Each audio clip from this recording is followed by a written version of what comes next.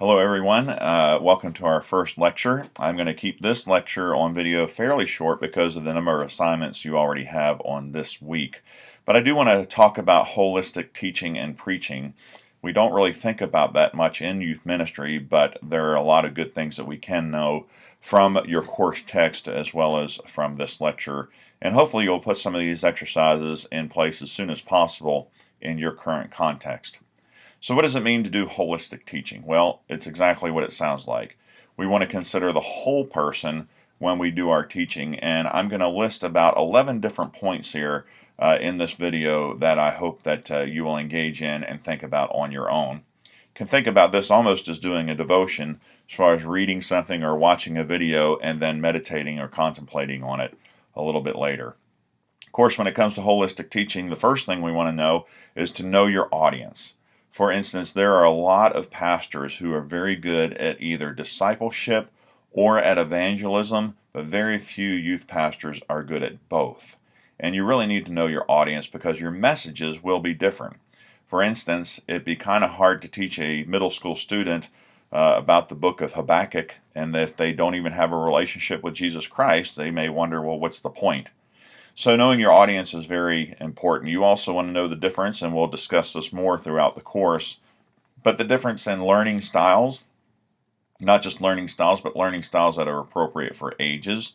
Obviously, an early adolescent is going to be different from a mid-adolescent, who will be different from a late adolescent, as well as their cares and concerns and some of the things that are going on in their life. Fact of the matter is, you also need to know your students as individuals as well as a group. Group dynamics often change the way a student behaves or interacts. And I'll give you a quick story about this. One of my middle school leaders, who actually eventually wound up not only coming on staff with me, but wound up taking over the middle school ministry at one of my churches, was a father of two daughters. He had never worked with young men before. And as he signed up to be on board with us, he went through some training, of course, and we had our first summer outreach camp trip with an organization that some of y'all may have heard of called Young Life. This gentleman's name is Greg, and as we were on our way down to camp, a large group of about 50 students or so, Greg pulled me over to the side at one of our rest stops going down to Florida. And he said, Rich, he says, I am looking for the first plane ticket home. I don't think I can do this. After a little bit of chatting, come to find out that since he hadn't had a lot of experience working with early adolescent males in a large group, it was just rather intimidating for him because, you know, sometimes early adolescent boys especially can be rather silly, and he wasn't used to that. Well, what I encouraged Greg to do was to get to know at least just one student, to get them know that student very well, and not look at the students in mass. And once Greg did that and got to know students personally and got to know them just as individuals rather than mass, it totally changed his perspective. And like I said, it actually wound up moving him from just being a volunteer to actually coming on staff, and then eventually becoming a full-time staff person. So how you view individuals as individuals and also in groups is part of your holistic understanding and how you teach. Frankly, we all know that if you have any youth ministry experience, high schoolers and middle schoolers act totally different when they're in their group of peers. The other thing that changes is their walk with Christ. How serious are they about discipleship? Do they have a relationship with Jesus Christ? These are all questions that we need to ask. And so just like Greg did, and having to reconsider a lot of specific dynamics, we have to consider that when we consider holistic teaching. So you need to know your students, and obviously the more personal you can get to know them, the more effective your teaching is going to be because it will speak to their life as an individual. We all know also that it's much easier to get to know students in a smaller group. I think this is why Jesus, while he had multiple disciples and followers, he simply had 12 that he was able to impact and get to know on a very personal level. And they got to know him on a very personal level. And I know sometimes we get accused in youth ministry, particularly if we run a small group or a grow group, whatever your name may be for it, there is a danger of being told that we would play favorites. But the reality is even in Jesus' ministry with 12 disciples, he had 3 who he took on certain events, like at the Mount of Transfiguration. And of those 3, we know that he had the disciple John, whom the Bible says is the disciple whom Jesus loved.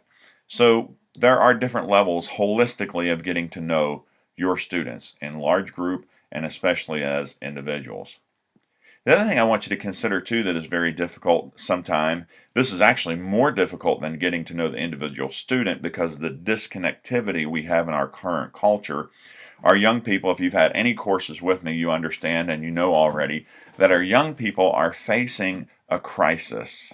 That crisis is that there are not enough adult mentors or adult role models in their lives. Matter of fact, this may even be a sad point and truth, but sometimes these young people don't even connect with their own parents. We have a growing culture where grandparents are raising children rather than parents because of, honestly, a lot of selfishness and narcissism on the part of the parents.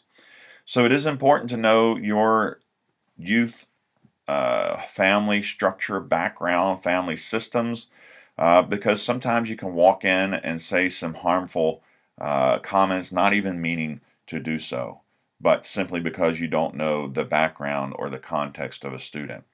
So you definitely want to be aware of each student's family system and structure. The next level you want to also know is your student's social environments. One of the courses we teach here at Toccoa Falls has a lot to do with youth culture. Every system, every community culture is different. That's why while you have one successful program maybe in a one suburban setting, maybe it's a middle economic setting in a suburban area, or you can take that same program to another suburban setting, but maybe the economic situation is different. And so sometimes what worked in one community may not work in another community. So you definitely want to know the community and the social environments of your students. You also want to consider not only that, you want to consider where do they hang out? What are their cliques or their groups? And I know for many, many years, a lot of youth pastors have preached against the evil of cliques, but the reality is students define themselves by the groups, their peer groups, their social groups, and that is their context, and we need to be aware of that. And a matter of fact, I would say instead of trying to dissuade that, what I would say is figure out how to use that to tap into their social network system. So where do they hang out? Why? I know, for instance, my boys, I have a 17-year-old and a 14-year-old, Aaron and Dylan, and the current community we're in, there is literally almost nothing for teenagers to do. I live in Cleveland, Georgia. There used to be a bowling alley and a skating rink available, but that shut down. And the reason the owners shut it down is they didn't want to do babysitting. But the fact of the matter is now that that has left our young people very few places to actually hang out and congregate. Now that's an open door for us because I actually had a meeting with a school superintendent and we're going to actually try and start a middle school after school ministry that they are very open for in our context, in our cultural, in our community context, because they know there's a great need for that. So be aware of those contexts. The other context on a larger picture is, of course, recognizing the environment and the community the student lives in. Is it urban? Is it suburban? Is it rural? What are the dynamics there holistically of considering everything about those dynamics, or really what Uri Bronfenbrenner, a psychologist, would talk about, the ecology of human development. We do not develop in a void or a vacuum. There are microcosms of our family structure that impact who we become, our belief systems, our worldview. Then you go beyond the family system, of course, to the school and to the peer group, and then even beyond that to the community, as we've discussed. This is why this is all important. And even beyond the community, the state. What are there things about the state? We know that Georgia is completely different than Connecticut or California or anything like that. You know, this is kind of like the Bible Belt. So you need to know a lot about the different micro and macro systems of where a young person grows up. That's how you get to know a lot about holistically about what a young person is becoming and defining themselves as, so then that way you can best speak to their context. For instance, we know that there's a big debate on gun control in the United States right now. How an urban person views gun control is totally different than how a rural person views gun control. So we need to be aware of those things when we speak to our students. We also need to be aware of their cultural background, not only their where they live, but even their ethnicity. Ethnicities play a lot into who a student becomes. But that brings me to the next point, which means you also need to be aware of your cultural biases. Where you've grown up, you have more history, you have more longevity than a lot of your or all of your students. And so you need to be aware of your own cultural biases. I know, for instance, I grew up in Maryland, and my cultural bias when I moved down south was a little bit different.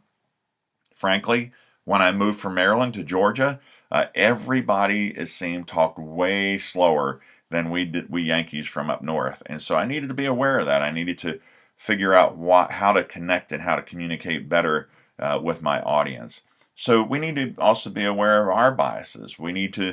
Every single person has a bias, and we just need to be aware of that, and so that we're communicating those biases don't come out in a way that hinder the gospel from being communicated. The other thing, as I mentioned, is we have a course here at TFC on youth culture.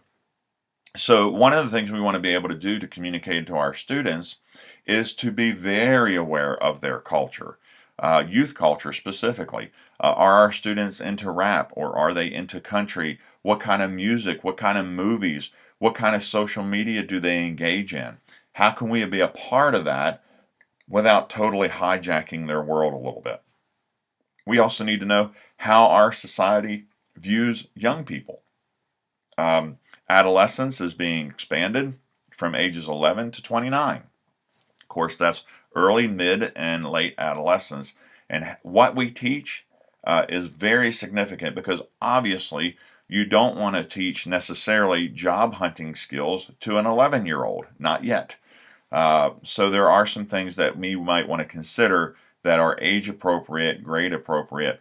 The other thing I'd also say too, when it comes to staying current with youth culture is changing so quickly that it's to the point where even high school students are having a difficult time relating to and understanding their younger siblings' culture, because things are changing so quickly. For instance, we know back in the day a little bit, to go way back, when you start talking about things for early children like Barney and things like that, well, that by the time students get into middle school, what they used to watch in elementary school, they actually make fun of and distance themselves from it. And of course, that's the case with later adolescence too. So the fact of the matter is we need to be very cognizant of those changes in mentality. We need to also understand that when a group of middle school boys are hanging out with a group of middle school girls, they're going to act totally different. And so sometimes how you separate them for your different teaching methodologies is very important, because middle school boys honestly will be a lot more distracted, and so will high school boys when the young ladies are around. So you have to be aware of those environments too. I would really encourage you to stay up to date on youth culture. Again, look at some of the websites that the middle school girls are seeing and are involved in. The same with the boys. There are fewer magazines geared toward boys, but a lot of online and print magazines geared toward girls. But be aware of those. What are middle school girls reading online? What are they engaged in online? Same for a high school boy. If they do any reading at all, what are they into? And so those are the things about knowing specifically those cultures. The other thing holistically we need to be aware of as I start to wrap this up on this teaching session here is that we want to teach to the heart, mind, and the spirit of our young people. Very often, just unfortunately, like this lecture, because it's online, this is more of a lecture. And so there are some students who are more hands-on. They need to do tactile learning. They learn best that way. But typically, the church recently, for probably the past 20 or 30 years, falling in with the Enlightenment rather than postmodernism, has typically taught to the mind. And we want to make sure that we engage the mind, the heart, and the spirit. Jesus even said that. He said, love the Lord your God with all your heart, mind, soul, and strength. We unfortunately tend very much to just teach toward the head. And matter of fact, the Eastern Orthodox churches are very much more mystical. They allow more room for the Holy Spirit.